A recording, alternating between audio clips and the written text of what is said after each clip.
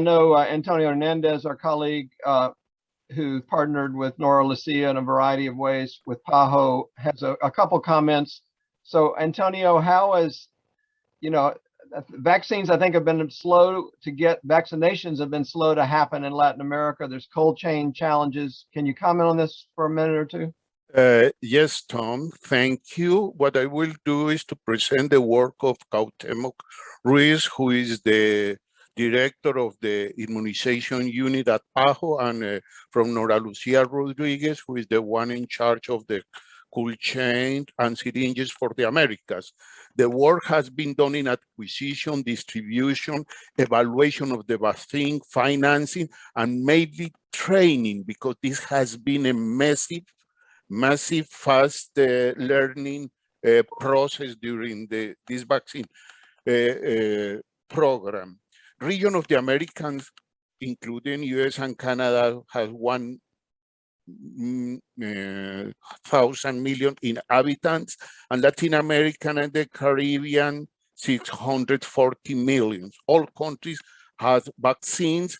They get it through direct purchase, bilateral agreement, COVAX mechanism, that is a program between WHO and Gavi, that is the global program for immunization. At this point in time, more than 861 million doses have been applied. 350 million people have been fully vaccinated, and 42% of those are in the US, 19% in Brazil, and 52% in Latin America and the Caribbean. Up to now, 14 type of different vaccines for COVID-19 are used in the Americas, being the most AstraZeneca, Pfizer, Moderna, and Sinovac. But having this large amount of vaccine has a strong impact in vaccine logistics, storage, and distribution. The main one is the integrity of the vaccine due to the different type of presentations and temperature requirement.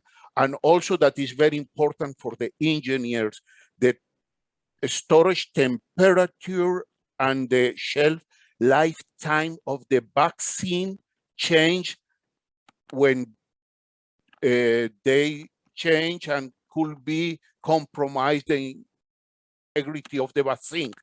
For example, Pfizer should be storage and minus 80 degrees centigrade, but if you put it in minus 25 to minus 15, lifespan goes from 6 months to 1 month. So this gives mobility for transportation.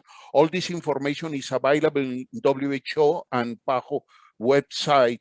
What is important when you start the distribution and move the vaccine for a large central storage to a regional storage, and in that there is less temperature control, you should labeling again the vaccine to keep track. And here is where most problems start, because different sets of vaccines with different requirements, and all of them take it to one point for use, or moving to rural areas are critical. Also, it's very important the exposure time during the use when they are applying. Also, light and environment temperature impact the vaccine. Again, this is very challenging for the people who are handling this vaccine. Then come the cold chain. Equipment has very specific technical specification for storage and transportation. And usually, for example, as anecdotal, there are several places that like to use freezer with glass doors. That is not accepted for use with vaccine, but that is our reality. Also, the environment or room where the freezers are located need to have air condition, humidity control, and emergency power set to keep the vaccine in good conditions.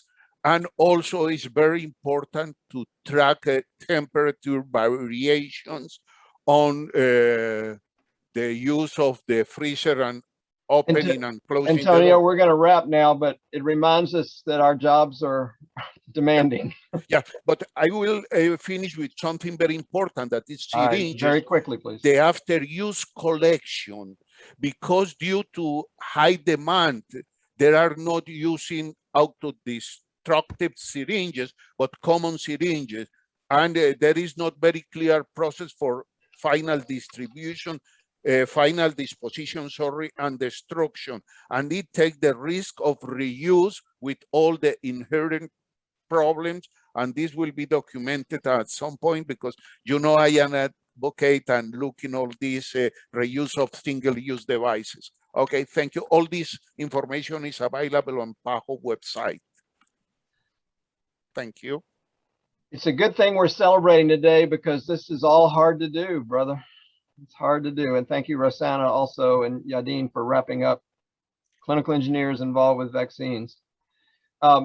You may recall from the flyer that we were going to review the HTM and the time of innovation. That was a 2-day program back in February this year. And we had Maladen Paluta from South Africa and Alan, AKA Jun Kun from Hangzhou, China, to speak, and we will provide their information later. I'll just remind you, we all know, HTM is asset management, it's parts and manuals, it's personnel training and capacity building, it's regulation, and it's teamwork. And, we had some great discussions about countries that are further and on that continuum and lesser on that continuum, but how we can help each other together grow in that. And HTM has had to step up, we all know, during the pandemic. I'm about to conclude here. Some of our colleagues around the world were so inspired by that 2-day program that the French speakers put together an alternative program. I put that in the chat a little bit earlier, where you can get to the YouTubes in French about that and pass that on to your friends.